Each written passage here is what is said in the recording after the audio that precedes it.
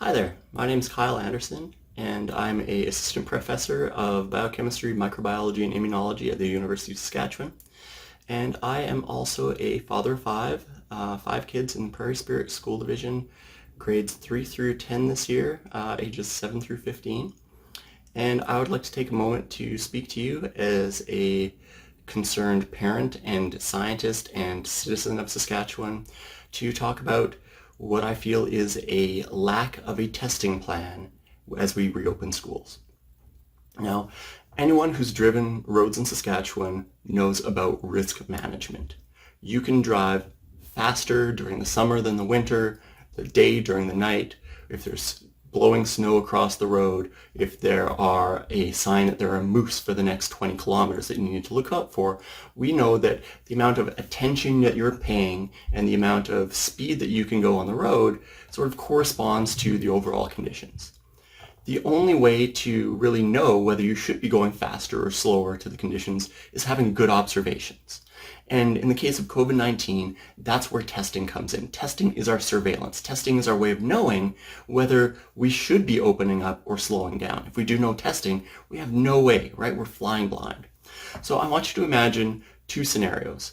The first, what would appear to be the scenario that the province wants us to go right now. And that's a scenario where we are doing no preventative testing. We aren't doing any monitoring of school populations to check and see if anyone's sick. Now, what's the likely thing to have happen at the start of the year is that our case numbers in Saskatchewan are low. There are probably going to be no COVID positive students or staff in a school when that school opens. At some point, somebody's going to get sick. If it's a student, the chances are that student is going to be pre-symptomatic or asymptomatic, where we don't know that they're sick while they're attending school.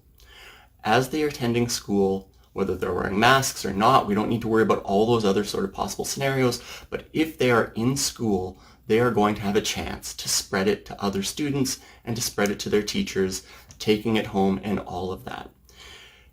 If that student has no symptoms, and the first students they spread it to also don't have symptoms because they're young kids who don't show a lot of symptoms, it might be a while for that virus to sort of take root in the population before we're able to detect that there actually are positive cases. Maybe an EA finally gets sick and then they go, okay, there's a case at the school. They test everyone and they realize there's actually 30 cases at this school or something like that, right? School has to go into lockdown. Every student has to be sent home.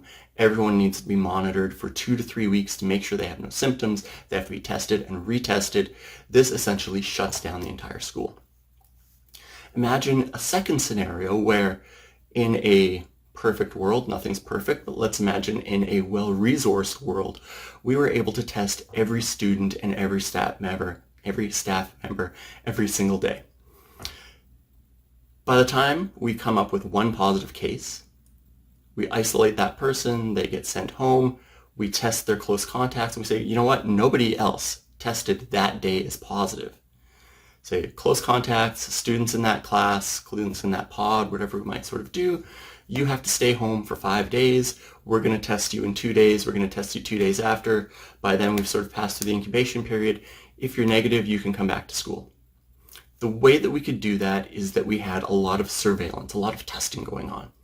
We can't test every student every day or every staff member every day. There are probably 150,000 students and staff members in Saskatchewan, and if we had the capacity, we could. But right now, at most, Saskatchewan is running about 10,000 tests a week. We can't do that many tests.